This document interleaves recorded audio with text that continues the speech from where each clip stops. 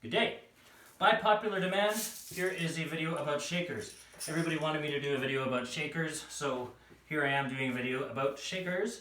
I have a variety of different ones and also some shaker substitute options that we'll go over. So, by the way, everything is going to be time indexed underneath the video, so you can zoom ahead to whatever portion of the video you want to check out.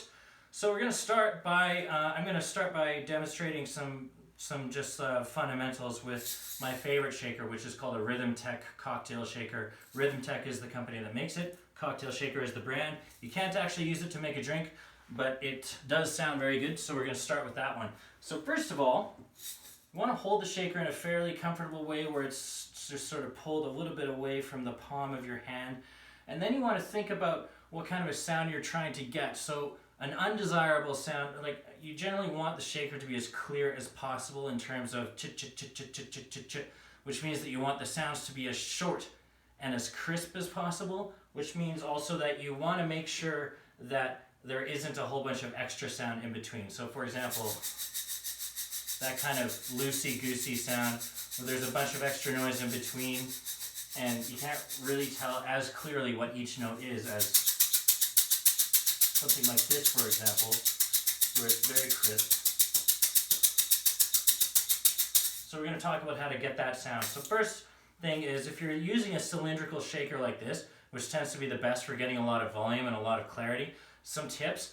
You can see that as I'm doing this, it looks as though my arm is doing all these, my joints in my arm are doing all these complicated things.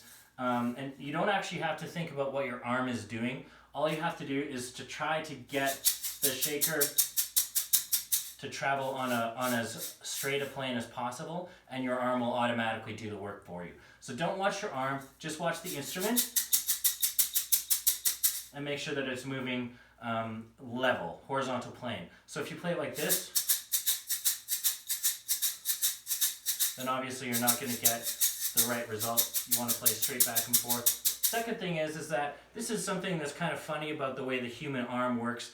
As you're doing this motion, what's going to happen, if you were looking from above, you'd be able to see that this part of the shaker, which is the part to the inside of my body, or with since I'm playing with my right hand, it's the left part of the shaker, is actually going to travel more distance than the other part, which means that centripetal force is going to pull all of the beads that way. So in order to compensate for that, I always slant the shaker over slightly. If I play it completely level, then suddenly the shaker is now way heavier on this end because that's happening. So I'm slanting it like, I don't know, what is that, 20 degrees or 25 degrees, something like that.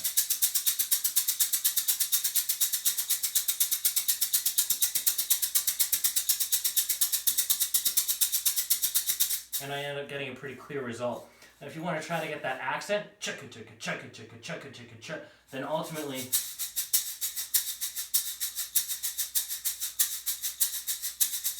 some of your in-between notes between the accent that you're doing are going to sound a little bit less even.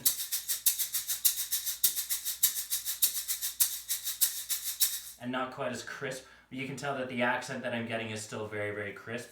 So that's just a little bit about the hand motions that you want to do for the shaker, making sure that the shaker is level and not on some kind of a weird angle, angling the shaker to so that gravity is compensating for centripetal force, pulling everything to this side of the shaker, and then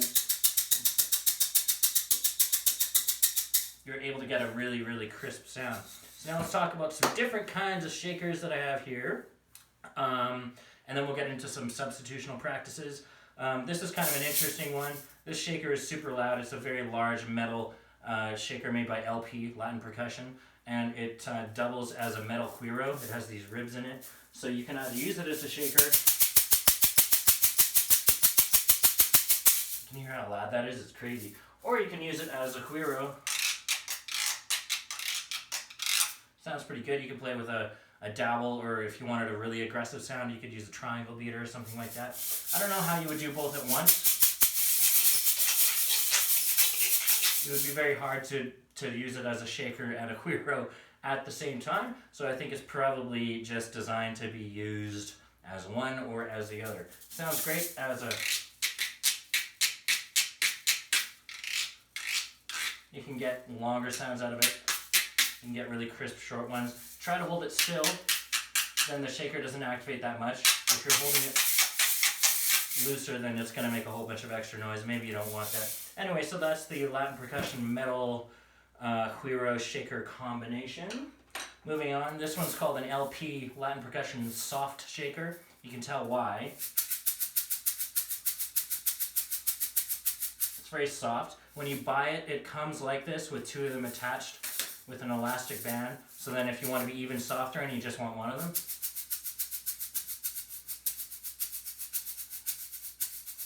then you've just got the one. And or you can put them back together and you can have both of them, whatever you want to do. So you get a really soft volume or just a kind of soft volume. They're kind of hard, they can sort of misalign as you're playing them, so you need to figure out a way where you're actually bracing. So I'm using my small finger here to brace the inside one so that they stay like that, because if they misalign and they go like this, then it's going to be harder to keep them even. So there you have that. That's the Latin Percussion Soft Shake Shaker. This is an interesting one made by Mino Percussion. It's made out of rawhide, same material that you would make conga or bongo heads out of most of the time. The size of it's kind of hard to describe. It's like if you were to take a tennis ball and crush it down so that it widens. That's about how big it is. And this one's really good for getting that accent.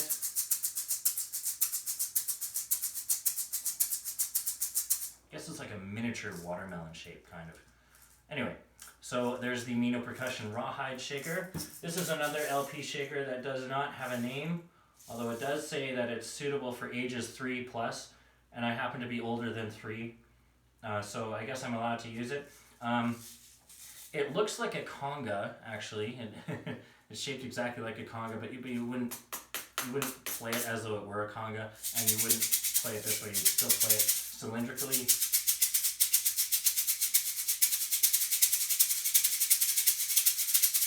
You can get some really rapid sounds with this one, and obviously it has some really harsh and aggressive beads inside of it, like maybe crushed seashells or something like that. So that's kind of a cool shaker. The Latin Percussion Conga-Shaped shaker, or if you're from South India, maybe it's shaped more like a murdangam. I don't know. However you think of that one. The egg shaker, unfortunately I included in this video because I'm sure people would have disapproved had I not included it in the video.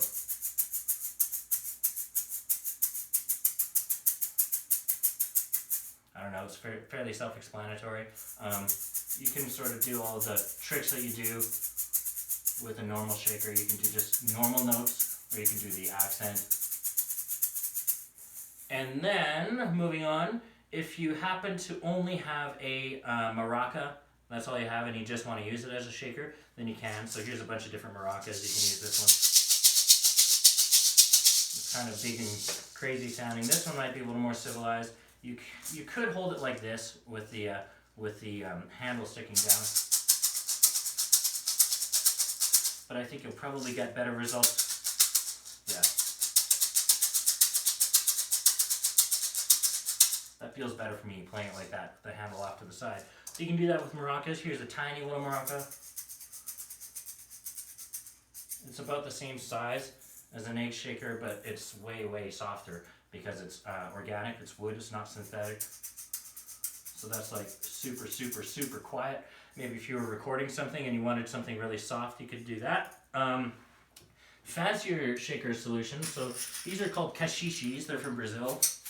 They're often used while playing berimbau, which is a Brazilian music used to cue capoeira moves, like martial arts moves, but it's also used for folkloric music. So the advantage, you can just play these by themselves as a shaker, and the advantage is that it's fairly soft like this, but then you have this platform where you can get an accent, so you can go, you can even go and get an accent every 31 and 3, 4, 1, 3, 4, 1, 2, 3, 4, 1, 2, 3, 4, 1, 2, 3, 4, 1. This is a very traditional one that's totally organic. This is more of a synthetic one that Long McQuaid makes, or sorry, Latin Percussion makes, and it's got a plastic plate on the bottom, a little bit less aggressive, so like.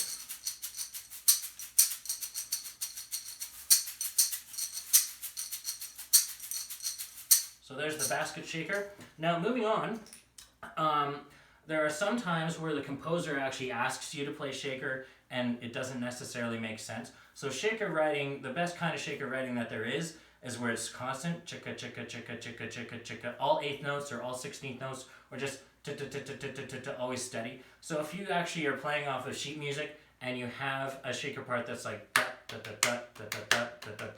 right? So it's long, short, short, long, short, short, long, short, short, long. You're gonna have a lot of trouble playing that with an actual shaker.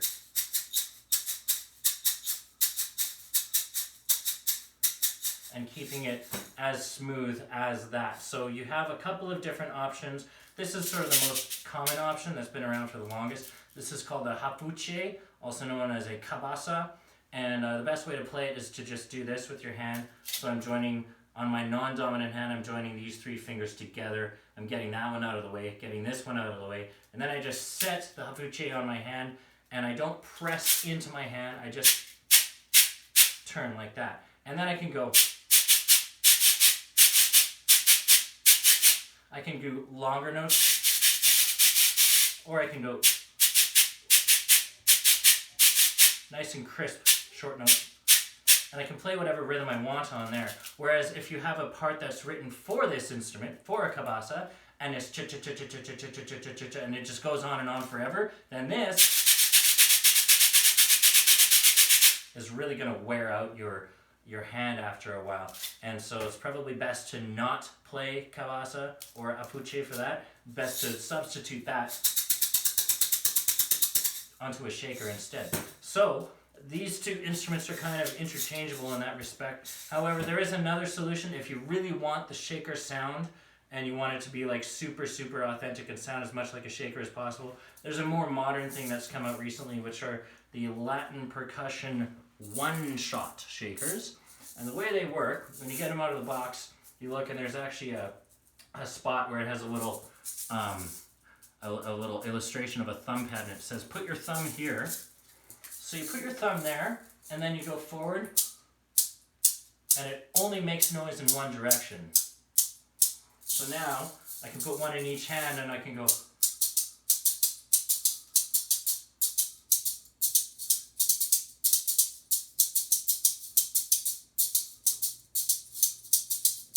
And I can play whatever rhythm I want.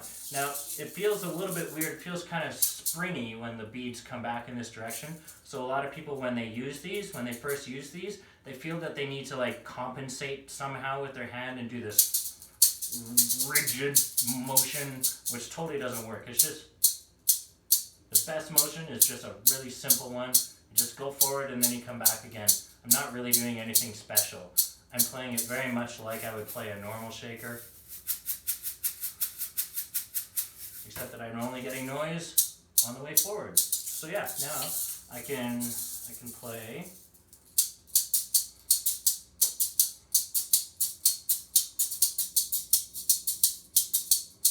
And get all the different rhythms that I want to get.